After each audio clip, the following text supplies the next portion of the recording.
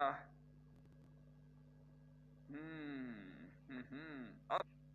मैं दो क्वेश्चन का सिर्फ हिंट करूंगा, माने मैं सिर्फ हिंट करूंगा, आपको अपनी तरफ से खटाखट लिखना है अगले दो का, और बिल्कुल भी टाइम बचाने की कोशिश में कमी नहीं आने देनी है। समझ रहे हैं आप? लगाए रखना है। चलो आगे चलते हैं ना, चलते हैं चलते हैं चलते हैं। अच्छा सुनो, देखो आप फटाफट से कॉपी कर लो, फिर मैं आगे चलता हूँ जल्दी से, है ना। देखिए ये क्या चीज है, ये कोई नहीं बताएगा cos 2x है, और इंटीग्रेशन में sin 2x/2। आगे चलो, ये इंटीग्रेशन में बहुत ही फेमस फार्मूला है, tan π/4 plus x dot d x, और tan x का इंटीग्रेशन ln sec x होता है। तो ln sec π/4 प्लस एक्स, और x का कोफिशिएंट 1 है, तो चाहो तो डिवाइड बाई 1 करो, चाहे मत करो। अगर वो 23 था तो 25 तक आ गए। टारगेट 100 के लगभग पहुंचने वाला होगा अभी तक के लेक्चर्स में। नहीं पहुंचा तो अभी पहुंच जाएगा। फटाफट से आगे बढ़ेंगे, जल्दी जल्दी काम करेंगे और जल्दी से आगे सीखते हैं। एक और मस्त चीज सिखाता हूं, बहुत क्लासिक बात, देखना। मॉड एक्स का इंटीग्रेशन, मॉड एक्स का डिफरेंशिएशन तो नहीं होता, लेकिन क्या मॉड एक्स का इंटीग्रेशन कर सकते हैं? बड़े ही ध्यान से सुनना, बहुत ही काम की बात बोल रहा हूं, बहुत बहुत काम की बात बोल रहा हूं, सुनिएगा, बहुत जरूरी है। हमें पता है कि मॉड एक्स के दो केस हो सकते हैं। अगर वो एक्स पॉजिटिव है तो माने नॉन नेगेटिव है, तो हम mod x equal to x लिखते हैं, और एक्स अगर नेगेटिव है तो माइनस एक्स लिखते हैं। तो हमने मॉड एक्स के दो केस बनाए। एक्स अगर ग्रेटर देन इक्वल टू 0 तो मॉड एक्स की जगह एक्स लिखा, एक्स अगर लेस देन 0 तो मॉड एक्स की जगह माइनस एक्स लिखा। देख लो कि हाँ सर ये बात सही है, केस दो बनेंगे। अच्छा, तो अगर बाय द वे एक्स का इंटीग्रेशन करा तो एक्स का integration x square by 2 plus C, लेकिन ये आंसर कब आएगा? जब एक्स को पॉजिटिव मानो। और दूसरे माइनस एक्स का इंटीग्रेशन करा तो माइनस का x square by 2 plus C, लेकिन ये आंसर कब आएगा? जब एक्स नेगेटिव मान रहे हो तो सर दो आंसर लिखेंगे क्या? दो आंसर लिखने हैं? नहीं, दो आंसर नहीं लिखने। इन्हीं दोनों आंसर को एक ही आंसर में समेट के ऐसा लिखा जाएगा, x square by 2 into signum x. अब आपको पता है कि इसकी वजह से सिग्नम एक्स के पास तीन जवाब है, 0, 1 और -1। अगर x पॉजिटिव है, माने नॉन नेगेटिव है, तो आंसर होगा या तो 0 या एक्स स्क्वायर बाई 2 प्लस सी। और अगर आंसर अगर बाई द वे माइनस के साथ है तो आप समझ जाना x नेगेटिव है, और x नेगेटिव होते ही ऑटोमेटिकली माइनस का एक्स स्क्वायर बाई 2 प्लस सी कर देगा। तो एक साथ अगर कभी भी प्लस और माइनस x के ग्रेटर देन इक्वल टू 0 और लेस देन 0 होने पर हो रहा हो, तो हम उसको हटा करके दो आंसर की जगह सिग्नम x लगाते हैं, और ये बहुत कॉमन ट्रेंड है और अक्सर बुक्स में देखने को मिलता है, और हमें इसका कारण नहीं समझ में आता।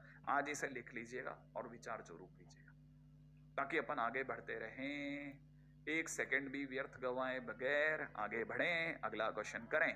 अब क्वेश्चन को सुनिएगा, अगले दो क्वेश्चन बड़े ही प्यारे हैं। अरे सर ये तो tan inverse x plus cot inverse x है, इसका वैल्यू तो सर पाई बाई 2 होता है। हाँ तो सर ये x की power 51 into pi by 2 dot d x लिखा है। हाँ लेकिन पाई बाई 2 तो कांस्टेंट बाहर चला जाएगा सर। x की पावर 51 का integration pi by 2 into x की power 52 by 52 plus C. Question finish. Okay sir, पास वाला में क्या है? Sine inverse ln x cos inverse ln x और root x minus 3t। Sir sine inverse x, sine inverse something plus cos inverse something भी pi by 2 होता है, तो सर इसकी जगह पर भी अपन under root x minus 3 into pi by 2 कर लेते हैं, और पाई बाई 2 को बाहर ले जाते हैं, इंटीग्रेशन में under root x minus 3 dot d x. लेकिन रुकिए रुकिए रुकिए रुकिए, यहां x के बारे में no comment, x belongs to r है, पूरे x बिलोंग्स टू r में पाई बाई 2 होता है, कहीं कोई प्रॉब्लम नहीं आती। लेकिन यहां प्रॉब्लम आ सकती है। आप में से हर किसी को पता होना चाहिए कि साइन इनवर्स में या कॉस इनवर्स में जो भी बैठेगा उसको बोलना पड़ेगा कि 1 और -1 में रहेगा। हाँ सर, इसमें क्या बड़ी बात है? इसका मतलब मैं दुनिया को बोलूंगा कि log x बेस e 1 और -1 में रह रहा है। हाँ सर, ln x की जगह log x बेस e, सही बात है। log का डंडा पड़ते ही x यहां रहेगा, e दोनों तरफ चरणों में जाएगा, e की पावर 1 और e की पावर -1। सही है सर, सही है, यहां तक भी बैठता है। इसका मतलब x अपने आप में 1 बाई e से e में होगा। हाँ होगा होगा। अच्छा ठीक है, यहां ये पार्टी क्या चाहती है? अंडर रूट वाली अंडर रूट वाली पार्टी कहेगी कि x माइनस 3 को 0 से बड़ा होना चाहिए, माने x को 3 से बड़ा होना चाहिए। अच्छा, अब जरा दोनों को मिला के बोलो। एक पार्टी कहती है कि वो रहेगी 1/e से e में, और दूसरी पार्टी कहती है कि उसे पसंद है 3 या 3 से बड़ा, और 3 अपने आप में e के बाद पड़ता है। क्या दोनों में कहीं भी कुछ कॉमन आया? क्या दोनों में कहीं भी कुछ कॉमन आया? नहीं आया। माने x इज इक्वल टू 5, माने ऐसा कोई x नहीं है जिसके लिए दोनों एक साथ डिफाइंड हो जाते हो। अंडर रूट डिफाइन होगा तो साइन इनवर्स और कॉस इनवर्स रूट जाएंगे, वो अनडिफाइंड हो जाएंगे, और अगर वो डिफाइंड हो गए तो ये अंडर रूट वाला अनडिफाइंड हो जाएगा। तो इसका मतलब ये कि नो कॉमन x पॉसिबल। अच्छा, हाँ, क्योंकि कोई भी कॉमन x पॉसिबल नहीं है, माने फंक्शन डज नॉट एग्जिस्ट। और क्योंकि फंक्शन डज नॉट एग्जिस्ट, इसका मतलब इंटीग्रेशन अनडिफाइंड। फिर इंटीग्रेशन भी क्या डिफाइन हुआ? फंक्शन ही डिफाइन नहीं हुआ तो इंटीग्रेशन कहां से आ जाएगा? अरे हाँ, ये तो गजब बात हो गई सर, गजब बात, बिल्कुल गजब बात हो गई, इसमें कोई डाउट नहीं है, बहुत गजब बात हो गई। गजब ही नहीं, बहुत गजब बात हो गई। बहुत ही बढ़िया अपने आप में टाइटल। फटाफट से आगे बढ़ने का शानदार समय। बहुत अच्छा क्वेश्चन। अगला question, right, next question, sine x upon sine x minus A, very popular. एक ऐसे क्वेश्चन जो बेसिक बनाते हैं, ये उनकी श्रेणी में अगला क्वेश्चन। ये तो जरूरी है चीजों के साथ याद रखना। क्या किया जाए? कुछ नहीं करना, x की जगह x माइनस ए प्लस ए लिख दो, फिर नीचे साइन एक्स माइनस ए को पढ़ा रहने दो, फिर इतना सा काम करो कि ये जो x माइनस ए है इसे घेर लो, एक ब्रैकेट बना दो, फील कीजिए साइन ए प्लस बी जैसा कुछ लिखा है, फिर इसे ओपन कर दो, sign A cos B plus cos A sine B, upon में नीचे दोनों के साइन एक्स माइनस ए अलग अलग डिवाइड पे लगा दो, एक लाइन बचाओ, एक लाइन बचाइए।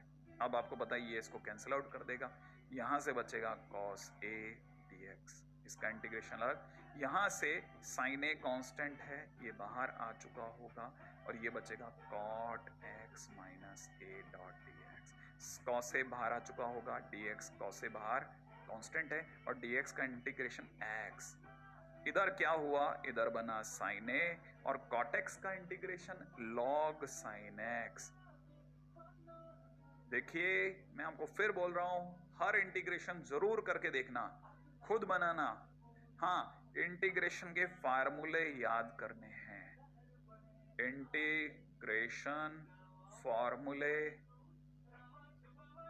याद करो,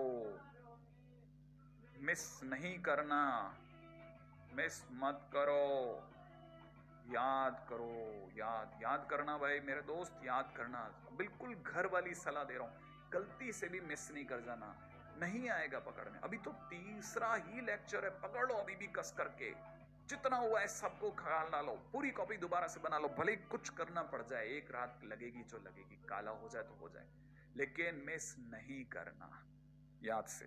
भाई लास्ट में जाते जाते बस मैं आपको एक और क्वेश्चन बता के जा रहा हूं, और ये वाला क्वेश्चन है दिखने में 3, हाँ लग रहा होगा ना 3 क्वेश्चन है, ये तीनों कहीं ना कहीं आपको अपनी बुक्स में अवेलेबल हो जाएंगे, कोई सी भी टेक्स्ट बुक उठा लीजिए, ये तीनों या तीनों में से कोई एक ना कहीं अवेलेबल होता है। फंडा क्या है, क्या आप जानते हैं साइन और साइन दोनों में साइन साइन है, माने ये दोनों सेम है, हाँ या ना, यहाँ इसमें भी कॉस है और इसमें भी कॉस है, तो हम कह सकते हैं ये दोनों भी सेम है। बट आप अगर यहाँ देख रहे हो तो ये साइन है और ये कॉस है, माने ये दोनों आपस में कैसे हैं, डिफरेंट है। अगर कभी भी दोनों सेम हो, माने फोटो 1 upon something minus something x minus A something x minus B, और समथिंग समथिंग दोनों सेम हो, ठीक है ना, तो हमेशा याद रखना S stand for same, S stand for same, तो आपको याद रखना है S stand for sine A minus B से मल्टीप्लाई एंड डिवाइड करेंगे, और सेम वे अगर डिफरेंट हो जाए तो then cos a minus B multiply and divide,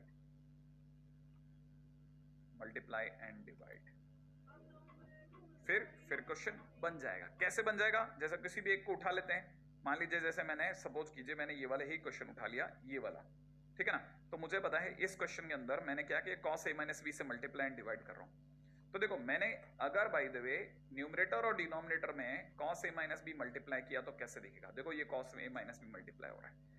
cos a minus B एक कांस्टेंट नंबर है, तो कांस्टेंट से सेम कांस्टेंट से ऊपर नीचे मल्टीप्लाई करना बैलेंस है। तो अपन क्या करेंगे ना, ये जो cos a माइनस बी है ना पहला, इसे कहेंगे आप, यहाँ तो ऑलरेडी एक साइन बैठा हुआ है, एक cos बैठा हुआ है, इनका ही नहीं बन रहा, आपका क्या है, आप तो बाहर आ जाओ।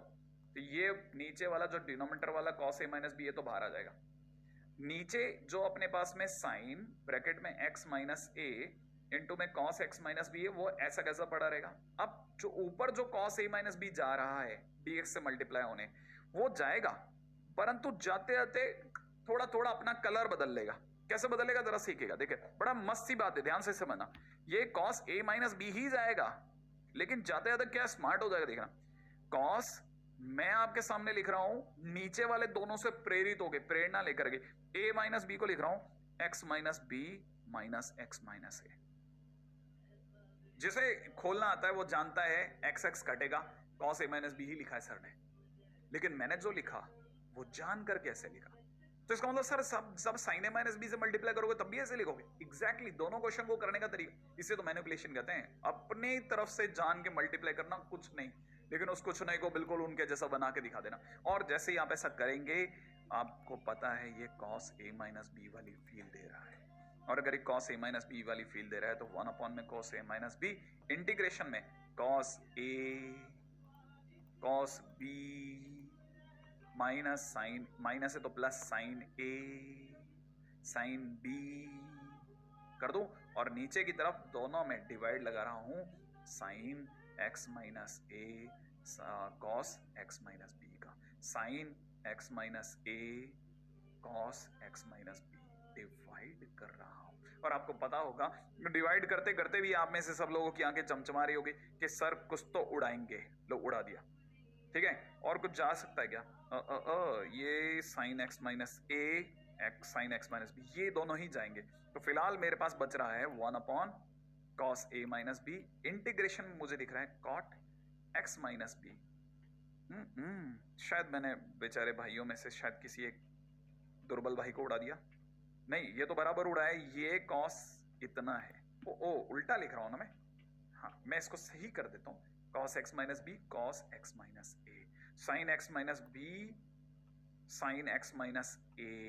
अब ये दोनों उड़ाते हैं, बस इससे क्या होगा, है ना, बराबर लगेगा, न्याय किया अपने। तो यहां दिखेगा cot x minus a plus वहां दिखेगा tan x minus b dot dx। अब आएगा मजा।